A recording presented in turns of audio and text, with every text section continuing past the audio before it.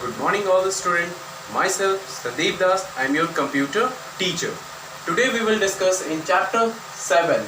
Okay, today we will discuss in chapter 7 some topics are, ठीक है, आज हम लोग चैप्टर 7 में कुछ टॉपिक को देखेंगे. ठीक है, कुछ टॉपिक है जो हमारा, जो पहला टॉपिक है writing a small basic programme. पहला जो टॉपिक है हमारा writing a small basic program, कैसे हम स्मॉल बेसिक प्रोग्राम को लिखते हैं. ठीक है, ये हमारा पहला टॉपिक हुआ.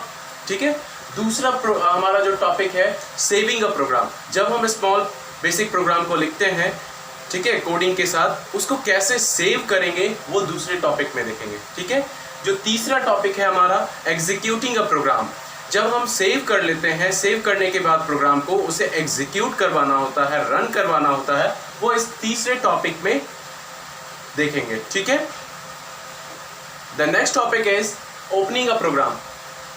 ओपनिंग अ प्रोग्राम कहने का मतलब, अगर हमने कोई प्रोग्राम लिखा है ऑलरेडी, वो सेव है हमारा फाइल कहीं पे भी, किसी भी ड्राइव में, तो उसे कैसे ओपन करेंगे इस पार्टिकुलर टॉपिक में हम लोग आज देखेंगे. ठीक है, the next is sharing a program, कैसे हम अपने प्रोग्राम को शेयर करेंगे किसी के लिए. ठीक है, किसी के पास कैसे शेयर करना है वो इस टॉपिक में देखेंगे. ठीक है, द लास्ट टॉपिक इज, सबसे लास्ट टॉपिक है आपका element of small basic. Element of small basic का मतलब स्मॉल बेसिक के कौन कौन से एलिमेंट है. ठीक है, लेकिन आज हम लोग एलिमेंट ऑफ स्मॉल बेसिक में सिर्फ एक एलिमेंट देखेंगे, वो है हमारा कांस्टेंट. ठीक है, आज है वो कांस्टेंट, सिर्फ ये आज एक एलिमेंट देखेंगे. ठीक है, so student, these are the topic we will discuss today. आज हम लोग इसी टॉपिक पे डिस्कस करेंगे. ओके स्टूडेंट, सबसे पहला टॉपिक है हमारा writing a small basic program, कैसे हम स्मॉल बेसिक प्रोग्राम को लिखेंगे, लिखते हैं, वो आज इस टॉपिक में सबसे पहले देखेंगे. ओके स्टूडेंट,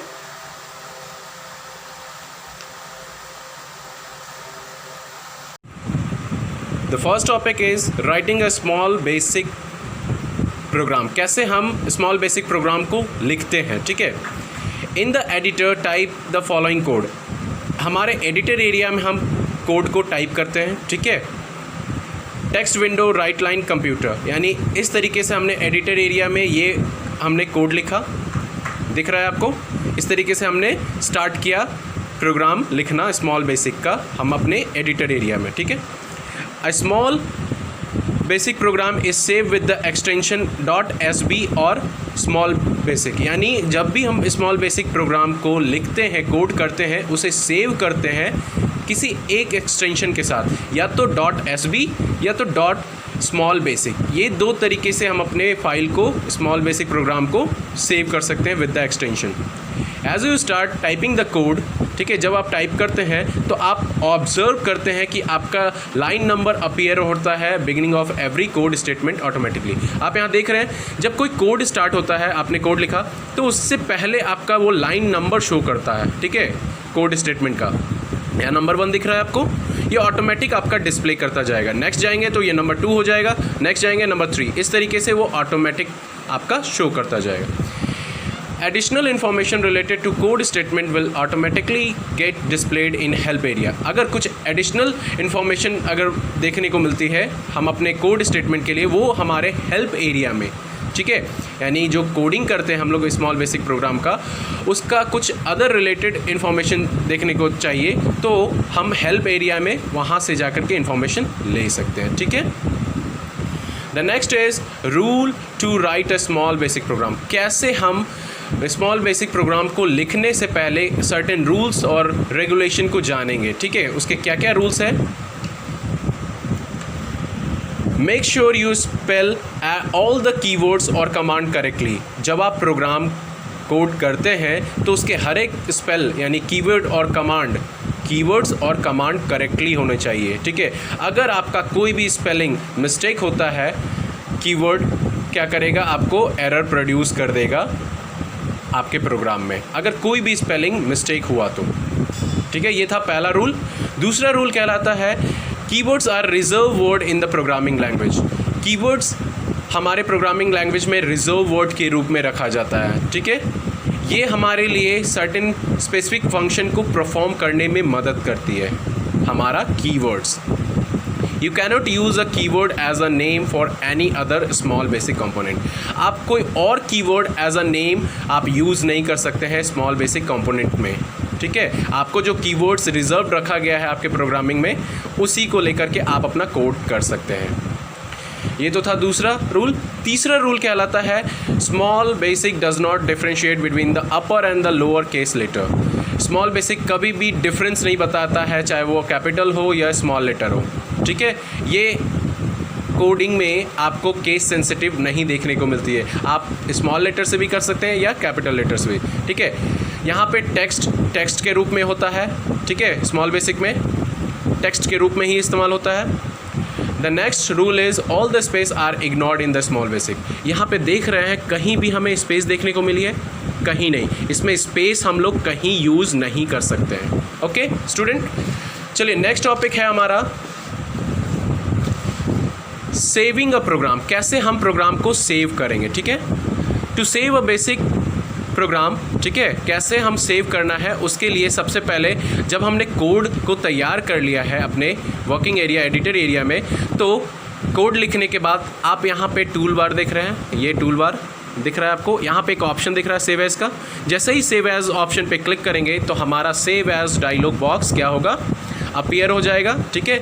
उसके बाद सेव एज बॉक्स में आप यहाँ चूज़ करेंगे पर्टिकुलर पाथ, किस जगह पे आपको रखना है। तो उसके बाद आपको फाइल नेम शो करना है, ठीक है। फाइल नेम शो करना है यहाँ पे। फाइल नेम शो करने के बाद एक्सटेंशन के साथ, एक्सटेंशन बताए थे आपको .sb या स्मॉल बेसिक एक्सटेंशन के साथ आप उस फाइल को सेव कर सकते हैं। इस तरीके से आपका फाइल क्या हो जाएगा, सेव हो जाएगा, ठीक है। आप अपने प्रोग्राम को सेव कर लेते हैं। Next topic student, next topic is executing a program. जब हम लोग अपना फाइल प्रोग्राम को सेव कर लेते हैं, उसे एग्जीक्यूट कैसे करेंगे, उसे रन कैसे करेंगे, ठीक है। तो रन के लिए हम क्या करेंगे, जब टाइप कोड को कर लेते हैं, ठीक है, कोड को टाइप कर लेते हैं, तो हमारा रन ऑप्शन बटन आपको यहाँ दिख रहा है, ठीक है। आपको यहाँ पे रन ऑप्शन बटन दिख रहा है टूल बार में, ये रहा। यहाँ पे आप उसको क्लिक करते हैं तो आपका वो प्रोग्राम क्या होता है, रन होता है, ठीक है।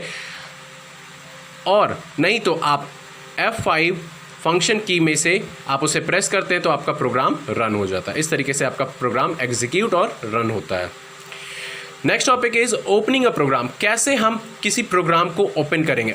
अगर हमारा कोई फाइल ऑलरेडी बना हुआ है, प्रोग्राम बना हुआ है, तो वह उसको हम कैसे ओपन करेंगे, कहाँ से ओपन करेंगे, उसके लिए सर्टेन स्टेप्स को फॉलो करेंगे, ठीक है।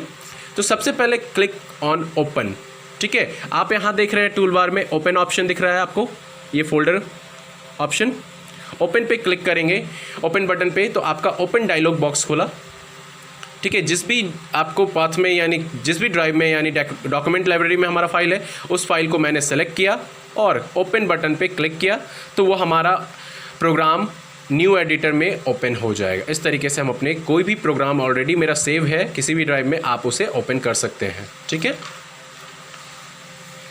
Sharing a program. कैसे हम अपने प्रोग्राम को शेयर करते हैं, ठीक है। You can always share your work with friends by publishing the program. आप अपना वर्क अपने फ्रेंड के साथ पब्लिश करते हैं, जो प्रोग्राम आपने वर्क किया है, ठीक है, कोड किया है, उसको आप क्या कर सकते हैं, अपने फ्रेंड के साथ पब्लिशिंग कर सकते हैं।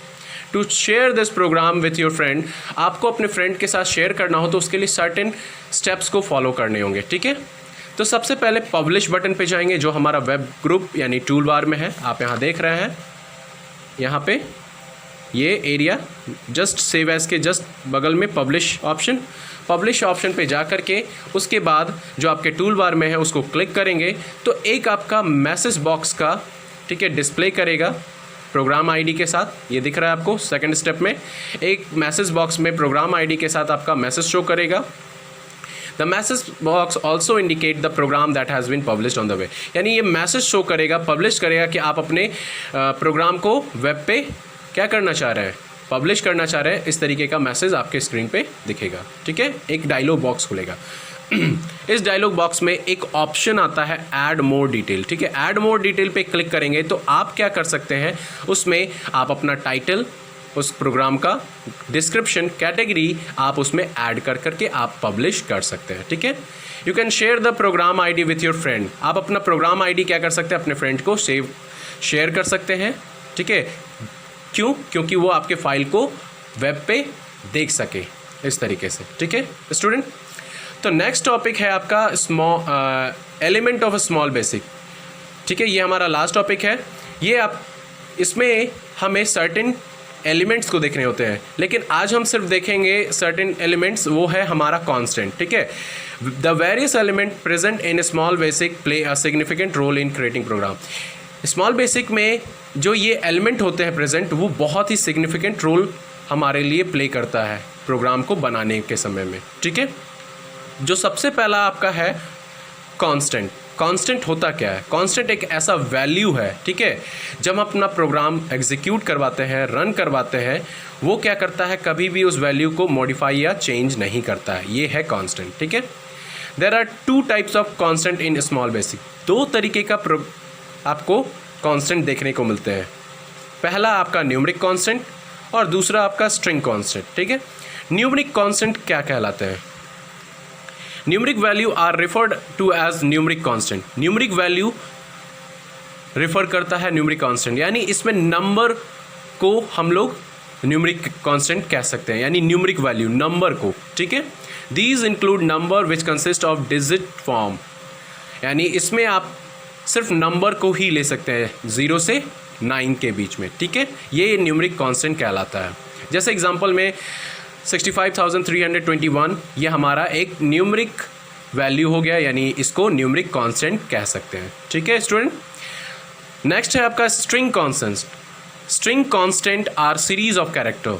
स्ट्रिंग कांस्टेंट एक सीरीज ऑफ कैरेक्टर जो लिखा हुआ होता है, रिटन होता है डबल कोट में। ये देख रहे हैं नीचे, डबल कोट के बीच में जो भी लिखा गया है वो सीरीज ऑफ कैरेक्टर हो सकता है, ठीक है। These character could be alphabets, digit और स्पेशल कैरेक्टर। ये आपका कैरेक्टर अल्फ़ाबेट भी हो सकता है, डिजिट भी हो सकता है और स्पेशल कैरेक्टर भी हो सकता है। String constant are also called भी अल्फ़ा न्यूमेरिक स्ट्रिंग।